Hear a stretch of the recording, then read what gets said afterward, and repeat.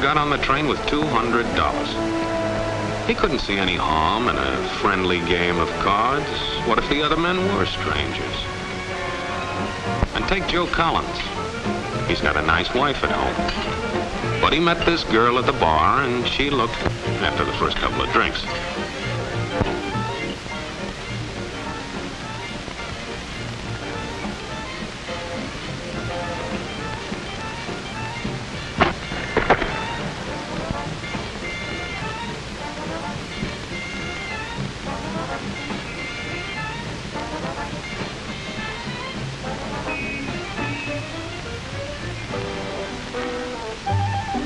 There's a good old-fashioned word for people like this. We call them suckers. And there are other people. People who stay up nights figuring out how to take away what they've got. There are all kinds of games. Mike here, for instance. He's got everything in me. He's young, he's healthy, got a job. And he's got plenty of food. Big factories to make things a man can use. Big cities to do the business of a big company. And people, lots of people. Enough to work the farm and build the factories, dig the mines, run the business. All kinds of people. People from different countries with different religions, different colored skins. Free people. They can live together and work together and build America together because they're free. Free to vote, to say what they please, go to their own churches, to pick their own jobs. Yeah, Mike's got something, all right. He's got America. But there are guys who stay up nights figuring out how to take that away from him. I happen to know the facts. Now, friends, I'm just an average American. But I'm an American. And some of the things I see in this country of ours make my blood boil. I see people with foreign money. I see Negroes holding jobs that belong to me and you. Now, I ask you, if we allow this thing to go on, what's going to become of us real Americans? I've heard this kind of talk before, but I never expected to hear it in America. This fellow seems to know what he's talking about. What are we real Americans going to do about it? You'll find it right here in this little pamphlet. The truth about Negroes and foreigners. The truth about the Catholic Church. Do you believe in that kind of talk? I don't know, makes pretty good sense to me. And I tell you, friends, we'll never be able to call this country our own until it's a country without. Without what? Yeah, without what? Without Negroes. Without alien foreigners. Without Catholics. Without Freemasons. You know these people. What's wrong with the Masons? I'm a Mason. Hey, that fellow's talking about me. And that makes a difference, doesn't it? These are your enemies. These are the people who are trying to take over our country. Now you know them. You know what they stand for. And it's up to you and me to fight them. Fight them and destroy them before they destroy us. Thank you.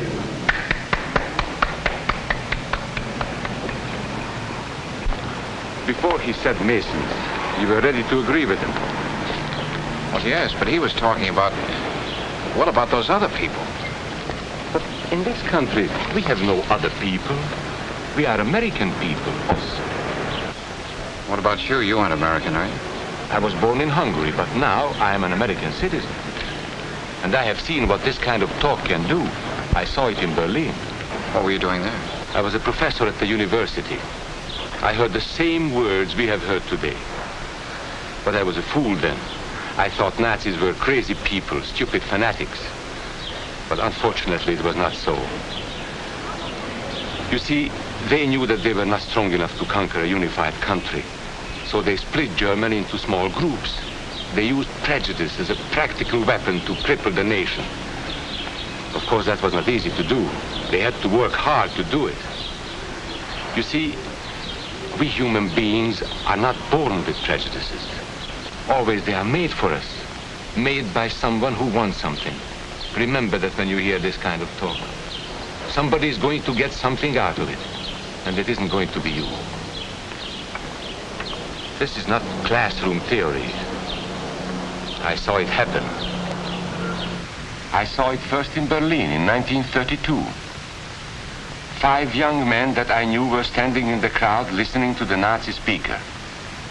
Eric was a Catholic. Anton, a student of mine, was a Jew. Heinrich owned a small hardware store. Karl was a farmer. And Hans was an unemployed metal worker. To all you Aryan Germans, I say it is time you inherited the nation which rightfully belongs to you. To you alone belongs the glorious destiny of the Greater Germany. The Nazi Party will provide land for the farmer, work for the worker, and profits for the small businessman. Who is getting these things now? The Jew. The Jew who has stolen our nation and our birthright. Who makes all the money and takes all our jobs? The Jew! He must be shunned. He must be ostracized. He must be eliminated. And the Catholics. We don't want our great nation run by a foreign church. We Germans will know what to do with these people when the time comes. They and their faith must be destroyed. Then there are the Freemasons. In Germany, we have no place for secret societies. There will be only one society, and that is the Nazi Party. There will be no secrecy about that in the new Greater Germany. One by one, he attacked each minority and he split them off one from the other. These men were all fellow Germans when they came here today. Now they were split into rival groups, suspicious of each other, hating each other. They were being swindled, all of them. But the man who was really being fooled was Hans. He was pure German, according to Nazi standards. To him they promised everything, and he fell for it. That's how Hans became a Superman. They gave him a uniform and they pumped up his ego. He wasn't just a little fellow out of work anymore. He was a member of the master race. Hans and thousands of others like him, all playing a sucker's game. They gambled with other people's liberty, and of course they lost their own. A nation of suckers. Hitler needed these people. There was lots of work to be done. There were trade unions to be smashed, because unions were organized and might offer resistance. There were many political parties in Germany. These the Nazis destroyed. They were determined to smash every organization where people might band together and resist them. There were Jews to be beaten and killed. The Jews were not powerful, but they were a convenient excuse for all the nation's ills. And besides, a Nazi party member could not take over this man's store. Hundreds of Catholics were put in jail because the Catholic Church had strength and could resist the Nazi drive for power. They had split the nation into 100 pieces, and then one by one, they had destroyed the pieces. Over these broken pieces, the Nazis rode into power. One party, one nation, one religion. These men had won their struggle for power. They now ruled all of Germany. But still they had trouble with their oldest and most persistent enemy, the truth. They found that truth does not die easily, and so they decided to abolish truth. One great source of truth is literature, so they burned books, 20 million of them. Many great men in Germany who were spokesmen for truth were jailed or driven from their country.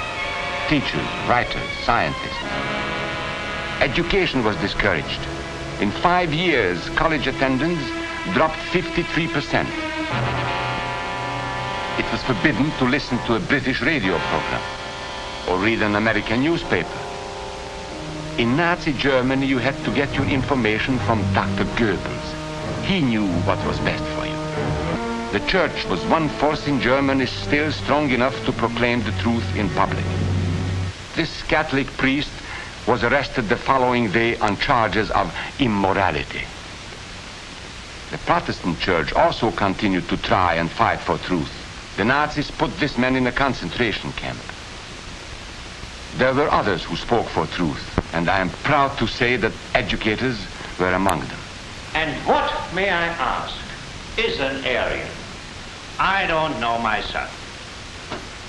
But let us see what our present so-called authorities have to say about it. They say he is tall,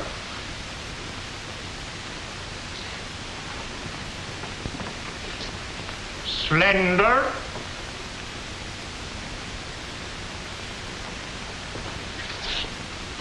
blue-eyed, and blonde. There is no Aryan race.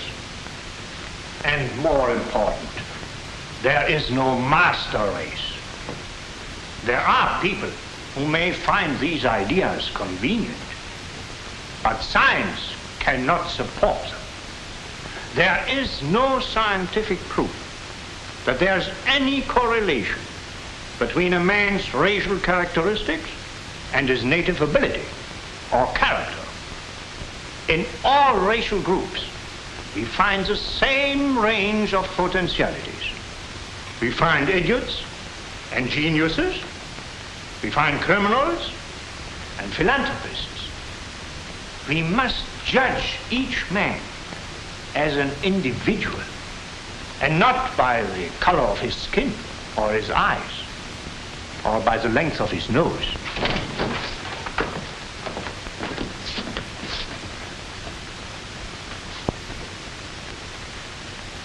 Come in, gentlemen. It's comfortable. And remember that there is no master race. That is a scientific truth.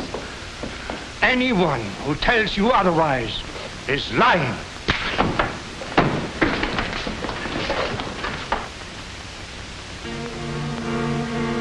And so for all practical purposes, truth had been abolished in Germany. A lot of my German friends wondered what had hit them. How did it happen? Where did it start? It started right here. And this was where it could have been stopped. If those people had stood together, if they had protected each other, they could have resisted the Nazi threat. Together they would have been strong. But once they allowed themselves to be split apart, they were helpless. When that first minority lost out, everybody lost out. They made the mistake of gambling with other people's freedom. Now let's see how those bets paid off. Karl the farmer was gambling on a better life for himself. What he got was extra hours of back-breaking work, as much as 100 hours a week.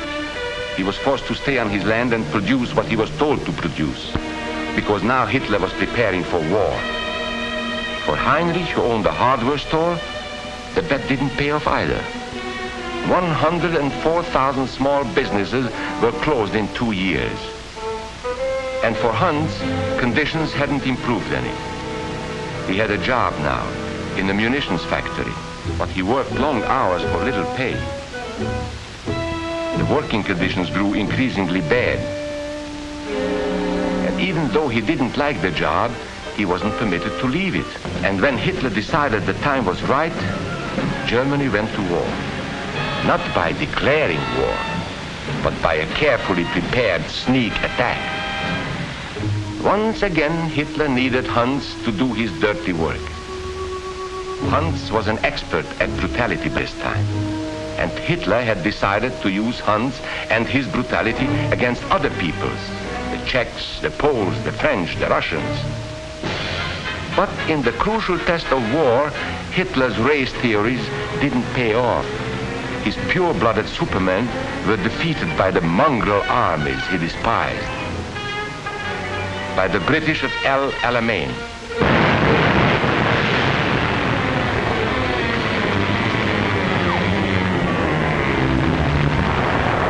By the Russians at Stalingrad.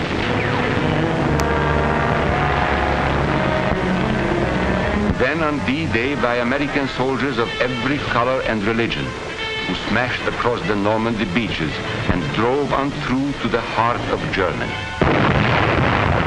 For the misguided Germans who had swallowed the Nazi bait, the Nazi game did not pay off. The continent of Europe was strewn with millions of German bodies, pure Aryan bodies. Karl, the farmer, was left in the snow outside of Moscow. Heinrich stayed in Italy at Salerno. And Hans, who was going to rule the world, got only a little patch of Normandy that he could call his own.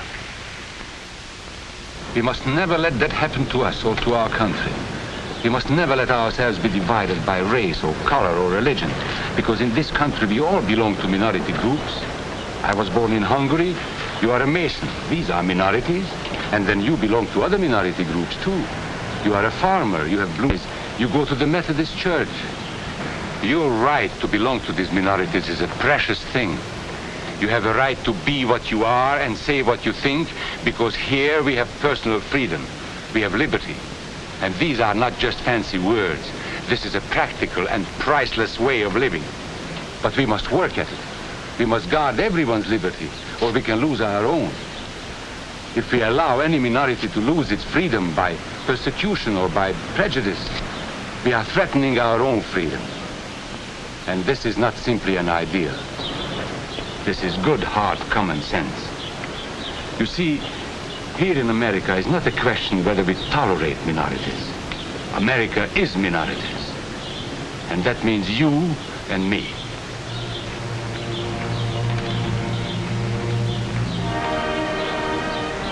So let's not be suckers. We must not allow the freedom or dignity of any man to be threatened by any act or word.